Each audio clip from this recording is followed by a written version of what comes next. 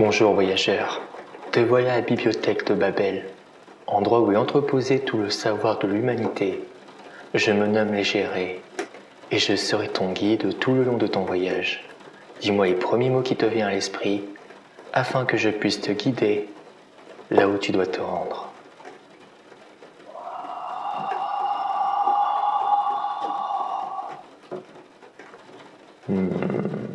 Je me disais bien que ces rouages cuivrés qui se traînaient le long des couloirs jusqu'ici avaient une explication plausible. Toutefois, j'espère que tu ne t'es pas aventuré trop loin, car il semblerait que pendant une des dernières attaques convergeant ce lieu, un ou deux rejetons de Shadmigouraf semblent avoir réussi à s'introduire parmi nos murs. Toutefois, je ne m'inquiète pas pour cela, car cela prendra juste le temps de faire un thé avant que un de nos chasseurs expose aux taxidermistes la dépouille de leurs cadavres. Quoi qu'il en soit, j'espère que ton état actuel te permettra de voyager, car sinon, nous devrons passer à l'atelier pour resserrer un ou deux boulons de ton corps mécanisé. Lâchez les voiles et faites tourner le moteur à charbon. Aujourd'hui, nous entrons dans un univers que j'oserais décrire de futuriste victorien.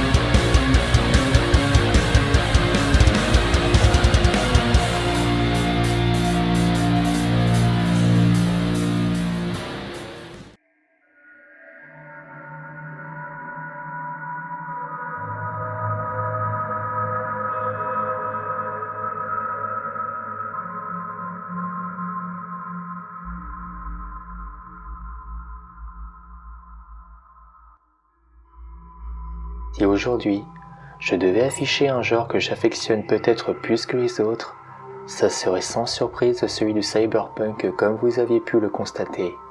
Dans une société aussi complexe que la nôtre, au point de vue émotionnel ou relationnel, il est parfois reposant de se transposer dans un monde où une mécanique froide simplifie nos choix par une logique implacable, rendant le sens des valeurs du bien et du mal le moins complexe, à l'exemple d'une simple idéologie de normes systémiques humaines, nous permettant de vivre en société où le bien commun prévaut sur celui de l'individu. Si les émotions sont désacralisées, nous rendant paradoxalement aussi similaires à nos enfants créationnistes que je juge presque de manière antinomique religieusement, tels que les robots, incluant par le transhumanisme la voie nous conduisant à notre propre création. L'univers, dont nous allons parcourir les tuyaux et les poutres métalliques, semble tout l'inverse. De mémoire, je me rappelle la sensation de m'immerger dans cet univers à deux endroits. Là en parcourant le monument le plus célèbre de France à travers ses escaliers sans fin, où on pouvait encore ressentir l'âme des travailleurs qui avaient bâti un tel édifice, et l'autre, par le biais du parc d'attractions Space Mountain, ainsi que le Nautilus. Je me rappelle encore de cette esthétique toute particulière, mélange de bois parfaitement verni, aux appareils astronomiques dorés dans de grandes salles de couleur cuivre, l'atmosphère baignait dans un univers où le progrès technologique atteignait le comble d'une époque qu'aujourd'hui nous pouvons décrire de révolue, mais néanmoins, nous ramenons un certain charme du passé, tel que les Français, les Anglais, Autrichiens, ou pour résumer une partie de l'Europe, avaient connu à l'époque d'une industrialisation florissante. Si la mécanisation et le début d'une certaine vaste ouverture du monde commençaient à battre son plein, et où la modernisation nous conduisait à notre mode de vie faisant battre son acier chaud, pour construire toujours plus haut, et toujours plus rapidement, une certaine forme de fantasme nostalgique se fit sentir, même à ce XXIe siècle de votre époque. Cette nostalgie fut provoquée par ce besoin d'humanisation ou d'un certain romantisme. Si dans une société compétitive où l'individu et le profit deviennent une sorte de religion, ici, tout est plus personnel et chaleureux. Rien n'est produit à la chaîne, tout est fait main. On ne remplace pas, on répare. On n'achète pas loin, on se déplace à son commerçant familial. Le progrès ne nous aliène pas, bien au contraire, nous rapproche des uns et des autres. Ce mouvement n'est donc pas un fantasme dans la manière qu'il a à nous échapper de nous-mêmes, mais plutôt à nous rassembler dans un endroit commun pour vivre un certain bien-être ensemble, ou du moins, nous rappeler la qualité de ce que veut signifier être humain. Nous ne parlons dès lors plus à ce niveau pour les contemporains de futur, mais tout simplement de progrès.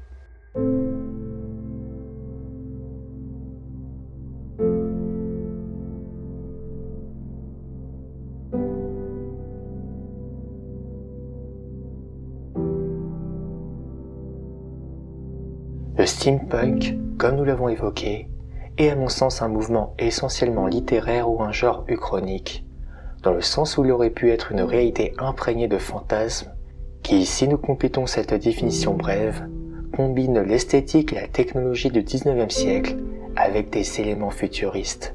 D'où l'appellation profane que je fais d'une forme donc de rétro-futuriste, où il peut se voir comme science-fiction du passé, ou sous le terme différent ici de rétro-futur. Le terme steampunk signifiant littéralement punk à vapeur, étant parfois traduit par futur à vapeur, et le terme punk faisant quant à lui référence au cyberpunk, ce genre littéraire de science-fiction qui était une contre-culture décalée et marginale répondant à l'avancée technologique grandissante de son époque. Ces œuvres littéraires et audiovisuelles steampunk affichaient ici des codes stylistiques bien particuliers. Ici, s'exposaient parfois de manière excessive engrenages, rouages et autres éléments mécaniques avec des matières brutes, comme le cuivre, l'acier et le cuir. Tous les développements technologiques massifs étant réalisés sur la base de l'énergie à vapeur, dite de steam, donnant un caractère singulier à ces créations, bien que de manière personnelle, je compléterai cette source d'énergie par la combustion interne par le charbon, les peignant comme une opposition d'un bien et du mal pour celui qui l'utiliserait, à savoir la vapeur, qui était la base de l'énergie de la révolution industrielle, étant le principal élément caractéristique du steampunk, représenté par ceux qui poursuivaient le progrès, et la combustion pour ceux qui pourchassaient par une forme d'industrialisation aliénante leur propre objectif.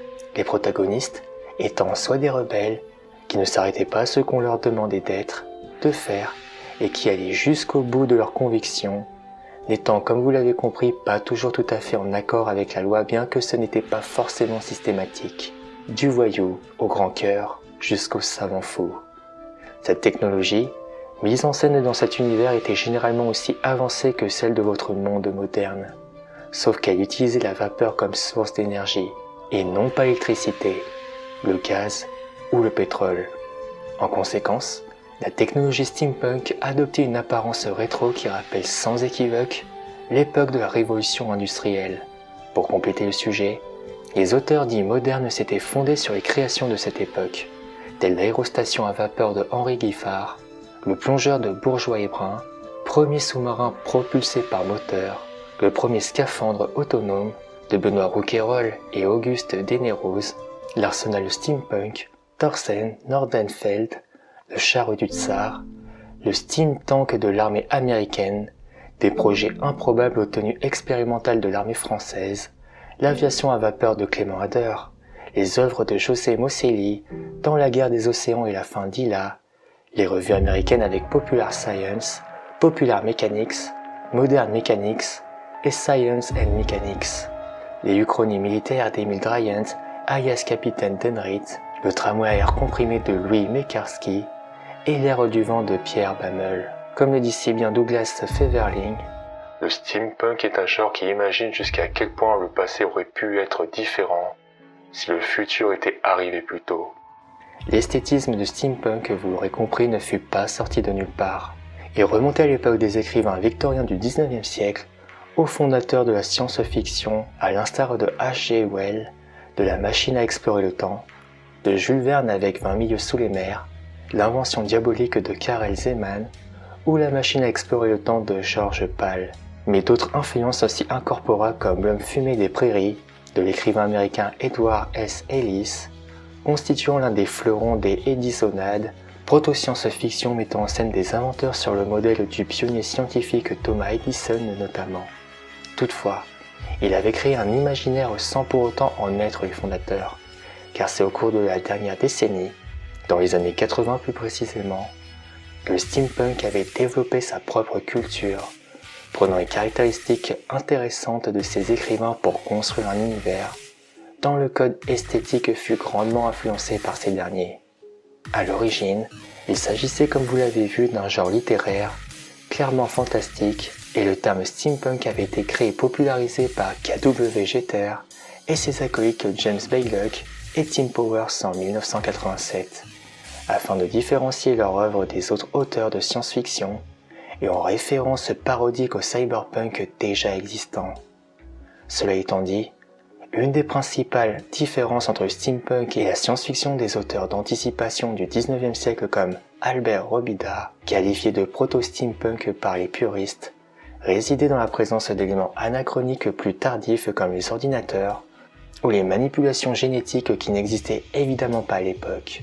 Le steampunk se distinguait de plus aussi par son humour, car bien des auteurs comme en premier lieu K.W. Jeter portèrent le genre sur les fonds baptismaux, considérant le genre comme un jeu littéraire faisant tout un clin d'œil au père de la science-fiction.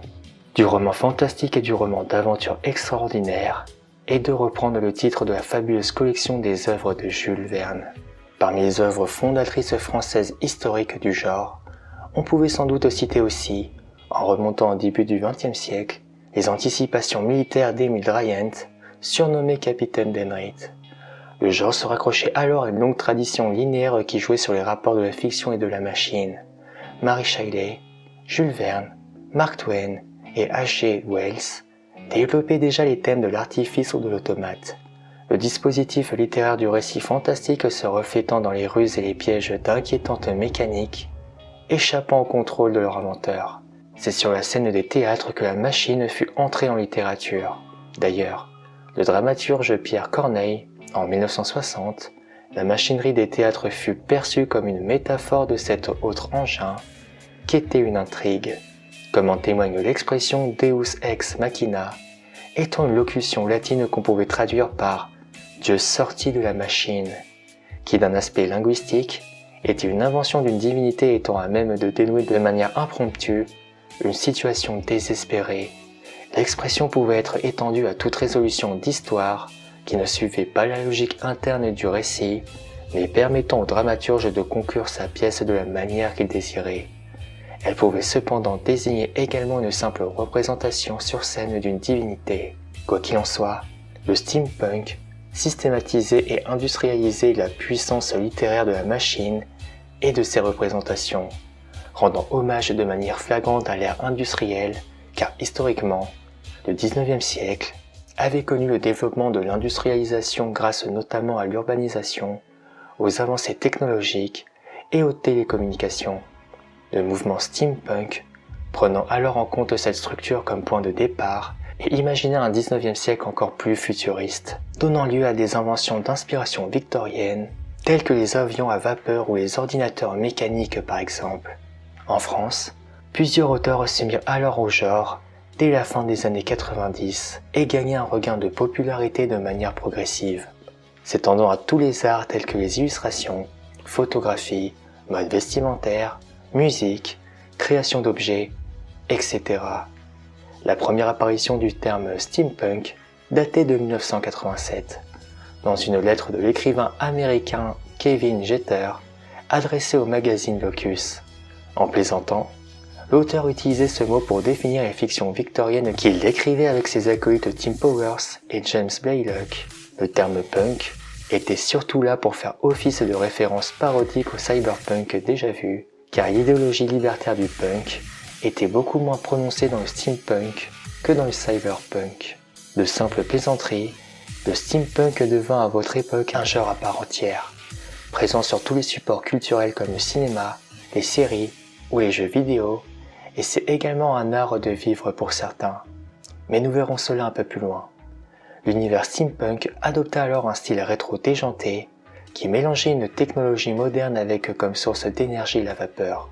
Si l'atmosphère du steampunk s'inspirait des décors de l'époque victorienne, de la révolution industrielle, des voyages extraordinaires et des découvertes futuristes comme les dirigeables à vapeur, le Nautilus du capitaine Nemo, ou encore la machine à remonter le temps, ou celle à ressusciter de Frankenstein, parmi les autres éléments phares de l'univers steampunk, on pouvait retrouver également des savants fous, des inventions en tout genre, des outils surréalistes, des inventeurs loufoques, une technologie surannée, des horloges vintage et de l'acier.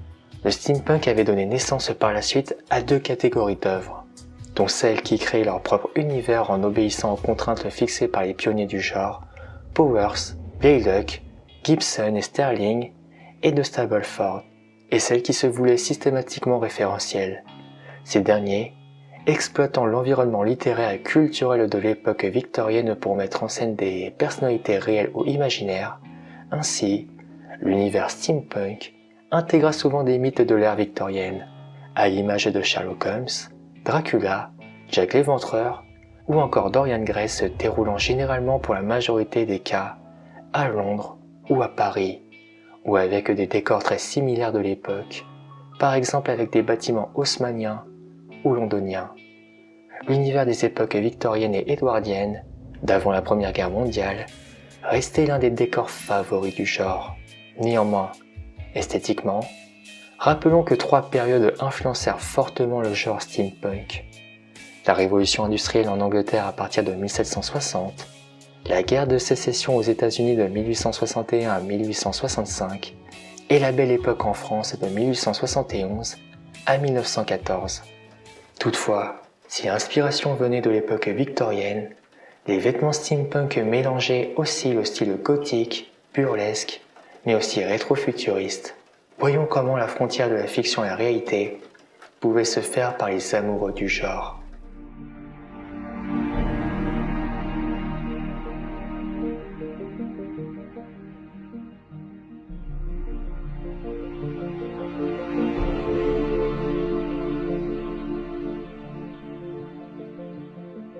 Dans la façon de s'approprier cet univers, les adeptes du style steampunk se prévalaient de cet univers à travers des vêtements codifiés, se nommant souvent par la suite de steamers.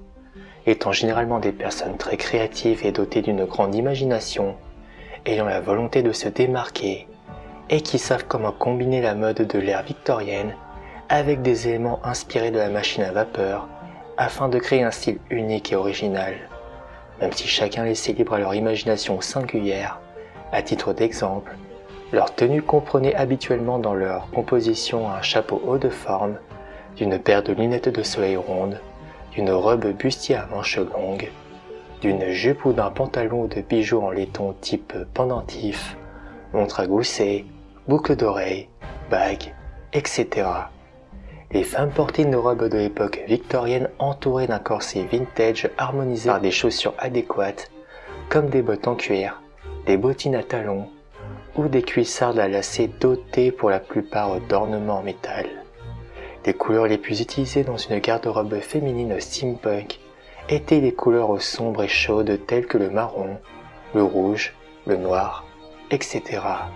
Et enfin, pour terminer le look, il était possible d'ajouter une veste ou un manteau en fonction en général des goûts de chaque femme et du personnage ou de la classe hiérarchique sociétale qui l'inspirait, comme une pirate, aristocrate, exploratrice, aventurière, scientifique, etc. Pour les hommes, il en était de même. En bref, la tenue devait s'illustrer de l'ère victorienne avec une touche futuriste se composant par exemple d'un costume classique avec un gilet ou une chemise avec bretelles, une veste blouson et un long manteau. Le choix de la matière était important et devant s'adapter à cette époque, comme le coton ou le velours. À cela, s'ajoutaient les chaussures en cuir et les bottes qui devaient s'adapter au personnage choisi.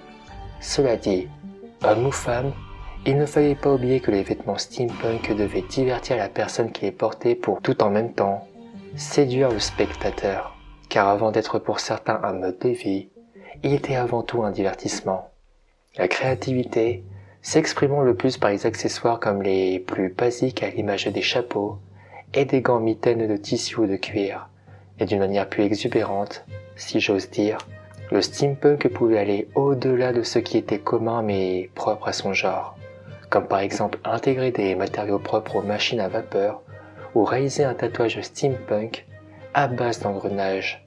Parmi ces accessoires les plus démocratisés de cet univers, on retrouvait les horloges, les montres à gousset, les lunettes d'anciens aviateurs, rendant possible d'ajouter des éléments mécaniques ou futuristes comme des engins pour rester fidèle à cette uchronie. Mais si l'amour de cette utopie n'était pas assez prononcé, tout comme les accessoires de mode, les objets de décoration steampunk pouvaient être marqués par leur originalité et leur aspect rétro-futuriste par le biais d'objets ou de décorations. Comme adopter une décoration victorienne avec des accessoires industriels dans son domicile, comme les vieux meubles en bois rustique ou bien les meubles en cuir, mais aussi les anciennes horloges métalliques, les globes terrestres, en tout cas, tout élément qui faisait penser aux machines. De plus, la possibilité de fabriquer ses propres objets de décoration était possible en s'inspirant de tout ce que cette époque avait pu laisser en héritage. Cela dit, homme ou femme, il ne fallait pas oublier que les vêtements steampunk devaient divertir la personne qui les portait tout en même temps. S'il est aujourd'hui plus démocratisé, le steampunk a pu voir aussi quelques différences par le biais de diverses variantes telles que le Tesla Punk, qui est un sous-genre du steampunk influencé par l'électricité plutôt que par la vapeur. Le terme Tesla Punk provenant de Nikola Tesla, un inventeur et physicien spécialisé dans l'ingénierie électrique. Le Diesel Punk, représentant le passage de la technologie à vapeur à la technologie à essence. L'Atom Punk, représentant le remplacement des engins à vapeur par l'énergie nucléaire. Le Clock Punk, ne se référant pas à l'énergie à vapeur, mais aux mécaniques des horloges et au rétrofuturisme. Le DIY Steampunk, comme nous l'avons évoqué, se basant sur un mode de vie axé autour du recyclage, la reconstruction ou la réparation de vieilles machines, et les amateurs de DIY ou Steampunk adorant créer leurs propres vêtements. Le Glasslamp Fantasy étant moins progressif et moins porté sur la science que le Steampunk, et le Steampunk Sot étant une autre variété de steampunk où les machines à vapeur de l'ère victorienne sont au cœur de ce style également, faisant également référence à tous les styles artistiques, modes vestimentaires ou sous-cultures qui se sont développés à partir de l'esthétique de la fiction steampunk, de la fiction de l'ère victorienne, du design art nouveau et des films du milieu du XXIe siècle. Différents objets utilitaires modernes ont été modifiés par des artisans individuels dans un style steampunk, mécanique pseudo-victorien, et un certain nombre d'artistes visuels et musicaux ont même été qualifiés de steampunk. Il est clair maintenant que le steampunk est aujourd'hui pour toute une communauté un mode de vie, catapultant de sous-culture un mouvement culturel qui se base sur la créativité et l'imaginaire, comptant ses propres adeptes dans le monde entier, ces derniers partageant les mêmes valeurs, la même philosophie, et surtout leur amour pour ce qui est vintage, insolite et futuriste.